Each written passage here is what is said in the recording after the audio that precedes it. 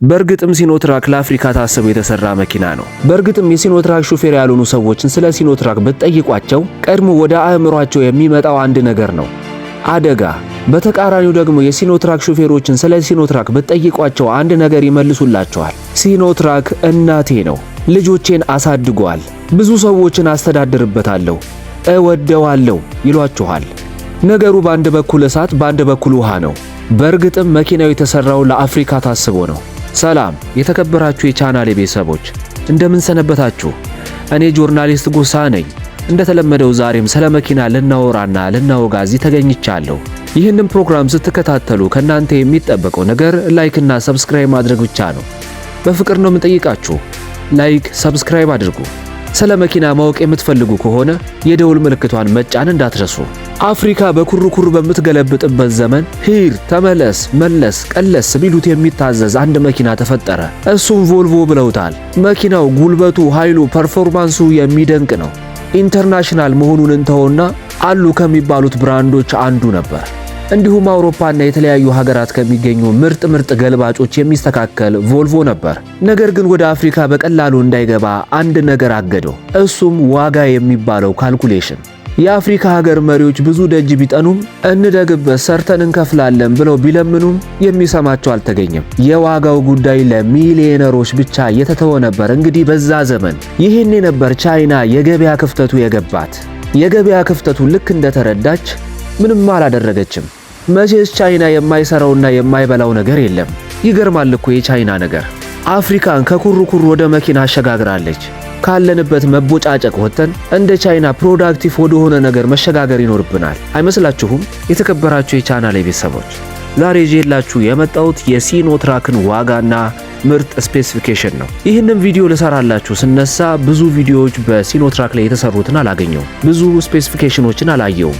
ስለዚህ ጥርት ያለ ስፔሲፊኬሽን ለእናንተ በመስጠቴ በጣም ደስተኛ ነኝ። ልጀምርላችሁ። ምናልባት ያለፈው ቪዲዮ ላይ ዋጋ ረስቼ ቪዲዮ ጭኜ ነበር። በዛ ቅር ያላችሁ ካላችሁ ይቅርታ መጠየቅ እፈልጋለሁ። ዛሬ የምንመለከተው ገልባጭ መኪና ሆዎ 8x4 ዳምፕ ትራክ የሚባለውን መኪና ነው። ይህ መኪና ቬክል ታይፑ ዳምፕ ትራክ የሚባል ሲሆን ማክሲመም ሎዱ ደግሞ 30,000 ኪሎ ግራም መጫን ይችላል። ፓወሩን ስንመለከት ከ336 እስከ 420 ኤችፒ ማመንጨት የሚችል ሲሆን እንደ ሆርስ ፓወሩ ዋጋውም እንደዛው ይለያያል። ምናልባት ሌላ ማወቅ ያለባችሁ ነገር ምንድነው? እዚህ መኪና ላይ ሁለት አይነት ትሪም ሌብሎች አሉ።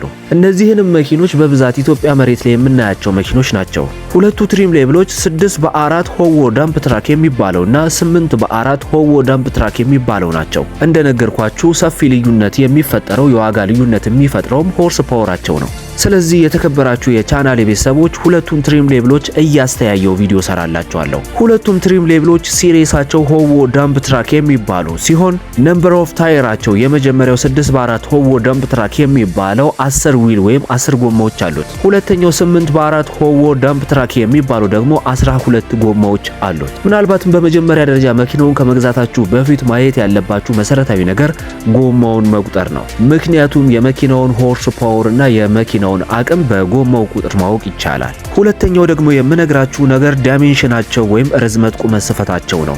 የመጀመሪያው ትሪም ሌብል ማለትም 6x4 ሆዎ ዳምፕ ትራክ የሚባለው ርዝመቱ 8400 ሚሜ ሲሆን ስፋቱ ደግሞ 2496 ሚሜ ነው። ቁመቱ ደግሞ 3400 ሚሜ ሲሆን ሁለተኛው ትሪም ሌብል ርዝመቱ 10245 ሚሜ፣ ስፋቱ 2496 ሚሜ፣ ቁመቱ ደግሞ 3400 ሚሜ እንደሆነ የተረጋገጠ የታወቀ ጉዳይ ነው። 1350 ሚሜ ዊል ቤዝ አለው። ዊል ቤዝ ማለት ከጎማ ጎማ ያለው ክፍተት መሃል ላይ ያለውን ክፍተት ለማሳየት የሞከረው ነው።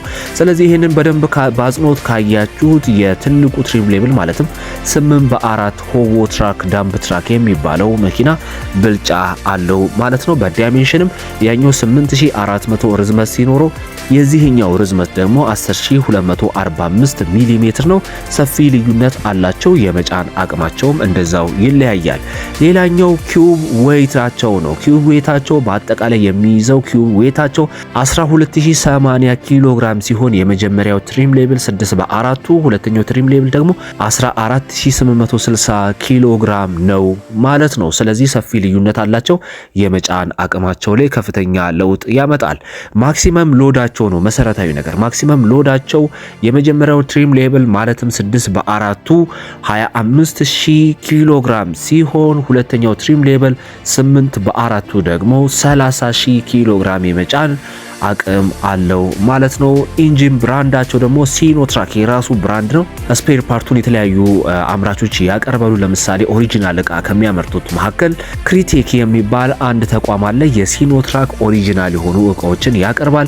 የሲኖትራክ ስፔር ፓርት ምናልባት የምትፈልጉ ሰዎች ካላችሁ እኔ ቅናሽ አዘጋጀላችኋለሁ። ምክንያቱም የማዘጋጀው የአውቶሞቲቭ ፕሮግራም ስላለኝ እዛ ላይ ስፖንሰር ያደረገኝ አንድ ተቋም አለ። እሱም አብርሃም ስዩም የክሪቴክ ኢምፖርተር ነው ማለት ነው። ሬዲዮ ላይ ለአድማጮች የምሰጠውን ኦፈር እዚህ ዩቲዩብ ላይ ለምትከታተሉኝም ኦፈሩን ሰጥቻችኋለሁ። ሄዳችሁ ጆርናሊስት ጎሳ ወይም JFM ብላችሁ ሄዳችሁ እቃ ብትገዙ አብርሃም ስዩም ጋር 2% ቅናሽ ያደርግላችኋል ማለት ነው። በጣም ነው የምወዳችሁ። ሌላኛው ሁለቱን የምናነጻጽርበት ፓወር ስንመለከት ከ336 ሆርስ ፓወር እስከ 420 ሆርስ ፓወር አማራጭ አለው 6/4 ማለት ነው። ሁለተኛው ትሪም ሌብልም 336 እስከ 420 HP። በዚህ ደረጃ ሁለቱም የተለያየ አማራጭ አላቸው ማለት ነው። ሌላ የምነግራችሁ ጊርቦክስ ታይፓቸው ነው። የመጀመሪያው ትሪም ሌብል ማለትም 6/4 10 ፎርዋርድ ስፒድ ጊር ያለው ሲሆን ሁለተኛው ትሪም ሌብል ማለትም 8/4 ማለት ነው 10 ፎርዋርድ ስፒድ ጊር ተገጥሞለታል። በጊር ቦክስ ደረጃ ሁለቱም ተመሳሳይ ጊር ቦክስ የተገጠመላቸው ናቸው። የተከበራችሁ የቻናሌ ቤተሰቦች አሁን ደግሞ ሁላችሁም የምትናፍቁትን መሰረታዊ የምለውን ዋጋውን ልንገራችሁ። ዋጋውን ስነግራችሁ እንግዲህ በወቅታዊ ነው። አሁን ላይ ይህንን ፕሮግራም በማቀርብበት ሰዓት ነው ይህንን ዋጋ እየነገርኳችሁ ያለሁት።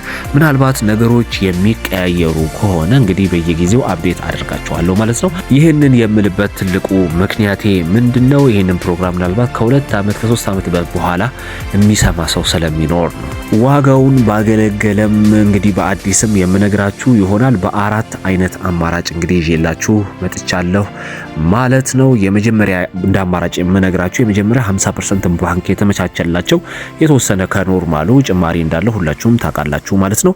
ስለዚህ በባንክ አማራጭ የምትፈልጉ ከሆነ ይሄንን መኪና አሁን ላይ እየተባለ የሚገኘው 9,550,000 አካባቢ እንግዲህ ሄዳችሁ ብትከራከሩ ማስቀነስም ሁኔታዎችም ሊቀየሩ ይችላሉ። ስለዚህ 9,550,000 ድረስ በክርክር ልታስቀንሱ ትችላላችሁ። እነሱ ግን እንደመነሻ የሚጠሩላችሁ እነሱ 9,700,000 ሲሏችሁ እናንተ ዝም ብላችሁ መኪናው መግዛት አይጠበቅባችሁም። ሄዳችሁ ተከራክራችሁ እስከ 9,550,000 እስከ 600,000 ድረስ ልታስቀንሱ ትችላላችሁ ማለት ነው።